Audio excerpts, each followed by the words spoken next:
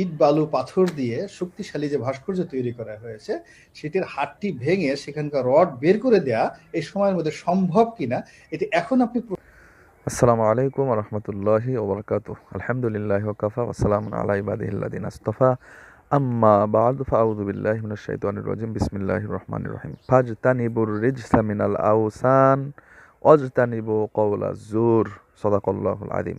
সুপ্রিয় দর্শক শ্রোতা দেশবাসী, যে যেখান থেকে আমাদের ভিডিওটি দেখছেন, যে যেখানে অবস্থান করছেন, আমাদের চ্যানেলের পরিবারের সদস্য সকলের জন্য আন্তরিক শুভেচ্ছা এবং শুভকামনা রইল। সকলের জন্য সুস্বাস্থ্য কামনা করে আজকের ভিডিও শুরু করছি।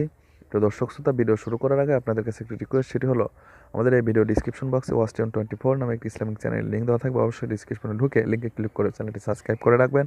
ওই চ্যানেলে বিভিন্ন সমসাময়িক আলোচনা, বিভিন্ন স্কলারদের আলোচনা ওখানে আপলোড করা, সকলের আগে সবার আগে আলোচনাগুলো পেতে অবশ্যই চ্যানেলটি সাবস্ক্রাইব করে সাথে থাকবেন। সকলকে ধন্যবাদ। প্রিয় দর্শক শ্রোতা, আজকে আলোচনা করব কুষ্টিয়াতে বঙ্গবন্ধুর ভাস্কর্য ভাঙ্গার গোপন রহস্য উন্মোচন। আজকে আলোচনার শুরুতে একটি আপনাদের ভিডিও ক্লিপের অংশ দেখিয়েছি। ওইখানে সিসিটিভি ফুটেজের একটি অংশ দেখিয়েছি এবং একজন ব্যক্তি কথা বলতেছেন, উনি হলো গোলাম মাওলা রনি, আওয়ামী লীগের একজন এমপি। উনি বলছেন যে, ওনার কথাগুলো আমি রিপিট করব এবং আরও কিছু তথ্য দিব। আশা করি ভিডিওটি ছোট্ট হবে, শেষ পর্যন্ত দেখবেন। প্রিয় দর্শক শ্রোতা, উনি বলেছেন যে দুইটা ছাত্র কিশোর তারা বঙ্গবন্ধু ভাস্কর্য ভাঙার জন্য গেল রাতে। যাওয়ার পরে অল্প সময়ের মধ্যে 3-4 মিনিট সময়ের মধ্যে তারা বঙ্গবন্ধুর মাথা এগুলো ভেঙে দিল, হাত ভেঙে চোরমার করে দিয়ে হাড্ডি রক্ত মাংসগুলো খুলে ফেলে দিয়ে মানে রড বের করে ফেললো। এ কী করে সম্ভব হলো দুইটা কিশোরের পক্ষে? ওই ভাস্কর্যটা তো কোনো কাদা বা মাটি দিয়ে বানানো না। ওই ভাস্কর্যটা হলো 30 লক্ষ টাকা ব্যয়ে নির্মিত হচ্ছে।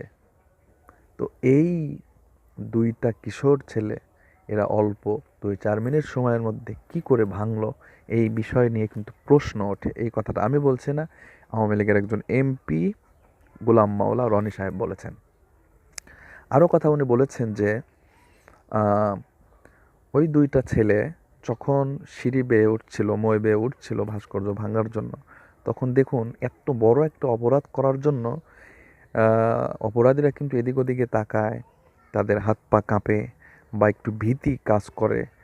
ওই যে উঠার দৃশ্যটা, এই ওঠার দৃশ্যটা দেখে কিন্তু বোঝা যাচ্ছে না যে তারা এই মানে এত ভীতু অবস্থায় তারা উঠছে, এরকম এদিক ওদিক তাকানো বা কোনো কিছুই তাদেরকে বোঝা যাচ্ছে না।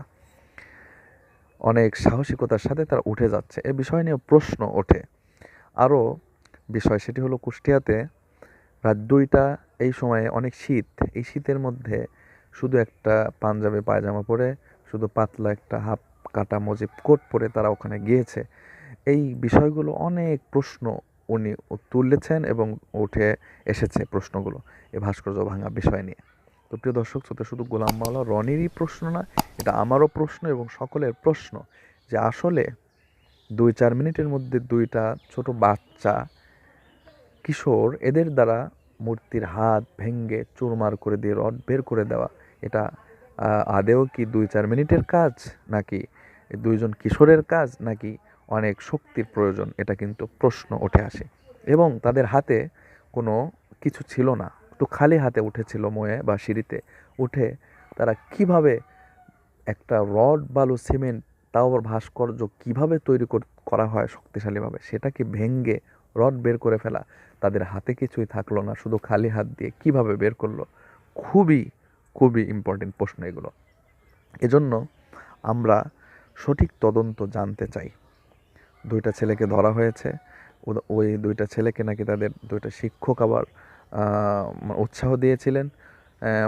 এটা হতেও পারে উৎসাহ দেওয়া, কিন্তু সঠিক নিগুড় তথ্য আসলে কি? খালি হাতে দুইটা কিশোর গিয়ে আপনার ভাস্কর্য হাত ভেঙে রড বের করা, এটা অসম্ভব ব্যাপার। প্রশ্ন ওঠে।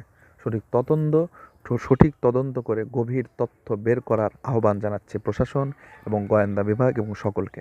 এই আশাবাদ ব্যক্ত করে আজকের ভিডিওটি এখানে শেষ করছি। সকলে ভালো থাকবেন, দেখা হবে আবারও পরবর্তী কোনো নতুন টপিক নিয়ে পরবর্তী কোনো নতুন ভিডিওতে ইনশাল্লাহ।